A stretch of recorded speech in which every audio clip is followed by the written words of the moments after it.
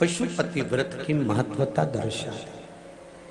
अब पशुपति व्रत को समझ लेना। कई माताएं गलती करती हैं, कई माताएं व्रत को नए नए तरह से करती हैं। कोई कुछ बताता है, कोई कुछ बताता है, कोई कुछ बताता है। उस व्रत को आप समझ लीजिए, पशुपति व्रत। पशुपति व्रत 5 सोमवार का होता है।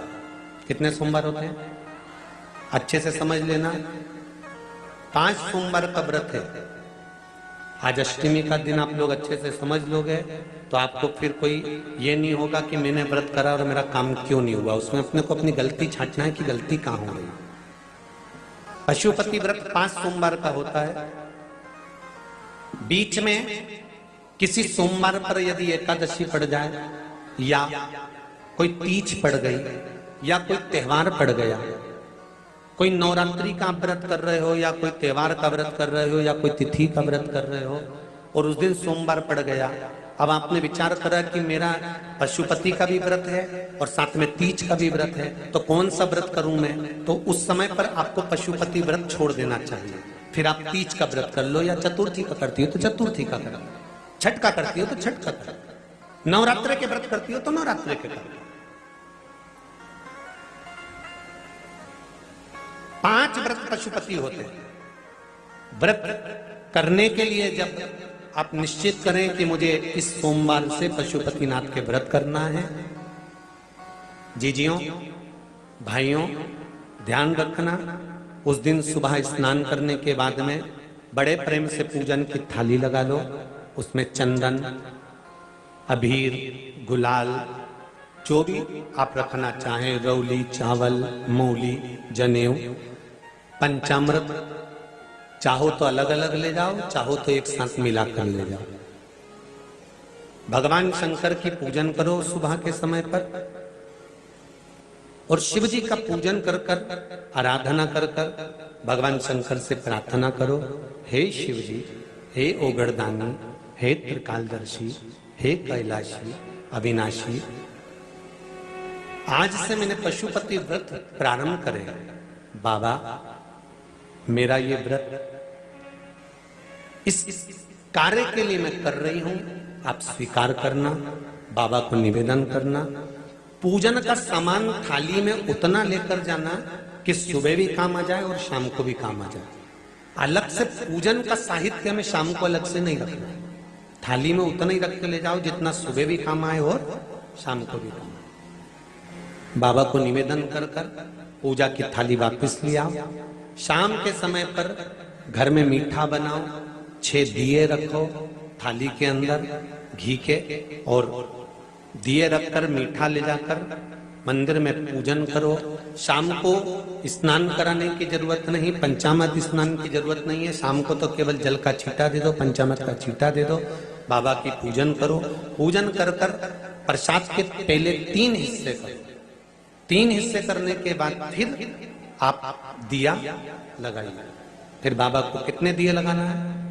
जम के बोलो, 5 दिए लगाना है आपको शंकर भगवान को। 5 दिए लगाइए, एक एक दिया जलाते जाएं और शंकर भगवान से पहले सोमवार को दिया जलाते समय अपने हृदय की बात कहते जाएं। 5 दिए पूरे हो जाएं। छठा दिया जलाना नहीं है, उसको थाली में वापिस रख लेना। दिए को थाली से नीचे उतारना जरूर। कौन से दिए को? जम के बोलो जरा। छठे दिए को मंदिर में उतारना जरूर और फिर वापिस थाली में रख लेना है। प्रसाद 2 हिस्से मंदिर में छोड़ना है, 1 हिस्सा थाली में रख के ले आना है। पूजन कर कर बाबा को निवेदन कर कर वापिस आइए। शाम को जब घर में प्रवेश करो, सीधे हाथ की ओर घर में अंदर जाते समय अपना जो राइट हैंड हो, अपना जो सीधा हाथ हो, उस ओर बैठो और बैठने के बाद उस दिए को प्रकट कर लो, प्रज्वलित कर लो। वहां पर भी शिव जी से प्रार्थना करो, हमारा यह कार्य है सफल करिएगा। बाबा से निवेदन करके घर के अंदर प्रवेश कर जाओ। भोजन जब जीमने के लिए बैठो, भोजन करने के लिए बैठो, सबसे पहले जो प्रसाद लेकर आए हो उस प्रसाद को खाइए। जो प्रसाद आप लेकर आए उस प्रसाद में से किसी को नहीं देना है आपको, अकेले खाना। उतना ही प्रसाद लेकर जाना जितना खब जाए, छोड़ना भी नहीं। सबसे पहले प्रसाद खाइए, उसके बाद में भोजन करिए। इस व्रत में सुबह आप फलहार कर सकते हो, शाम को भोजन कर सकते हो। भोजन में ये जरूरी नहीं है कि मीठा ही खाना है, नमकीन भोजन भी कर सकते हो। बस मीठा कब खाना है, जब प्रसाद का एक हिस्सा लेकर आओ तो वो एक हिस्सा आप खाओ। उसके बाद में जब भोजन करो तो नमक का करो, कोई मना नहीं मिर्ची का करो, पर उसमें दिखावा ना करो और भोजन करें। ऐसे 5वां जब सोमवार आ जाए, बीच में अगर कोई सोमवार छूट भी जाए तो व्रत करना, पूजन मत करना।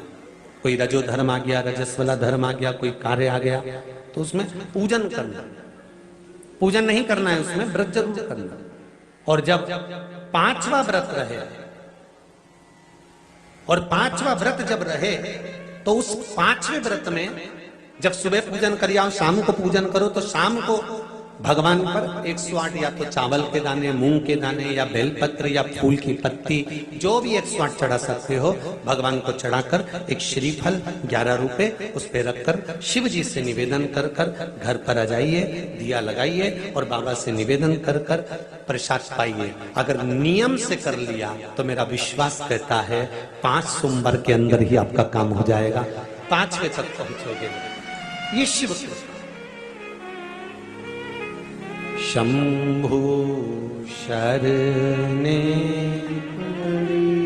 मांगू घड़ी घड़ी दुख कानो दया करी निदर्शन आपो। 5 व्रत पूर्ण कर, एकादशी पड़ जाए, रजस्वला धर्म पड़ जाए, कोई कारण पड़ जाए तो फिर व्रत को आगे बढ़ाए। पर 5 गिन के 5।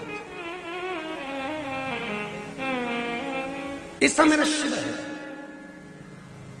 पशुपतिनाथ भगवान का स्मरण देवताओं ने किया। पशुपतिनाथ के व्रत का भी उद्यापन होता है, क्यों नहीं होता? जैसे पशुपतिनाथ का व्रत किस किस ने किया, जरा हाथ उठाओ तो जरा। सबने करा है? रखो। पशुपतिनाथ का व्रत कितने सोमवार का होता है? जम के बोलो जरा। 5। कितने दिए लगते हैं? 6 दिए। मंदिर में कितने लगते हैं? 5। अपने दरवाजे पर 1। प्रसाद के कितने हिस्से होते हैं? 3। मंदिर में कितने रखाते हैं? 2। एक हिस्सा अपने को स्वयं।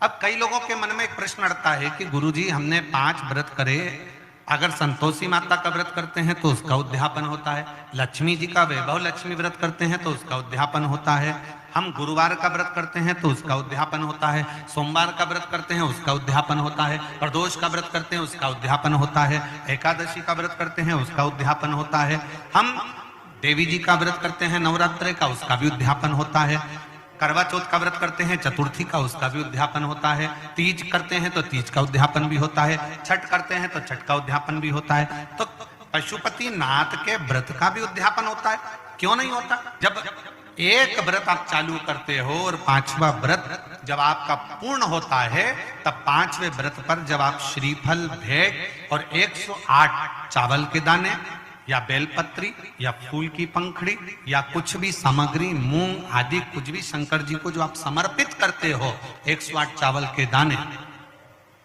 108 पत्तियां, वो एक साथ नहीं चढ़ाए जाते।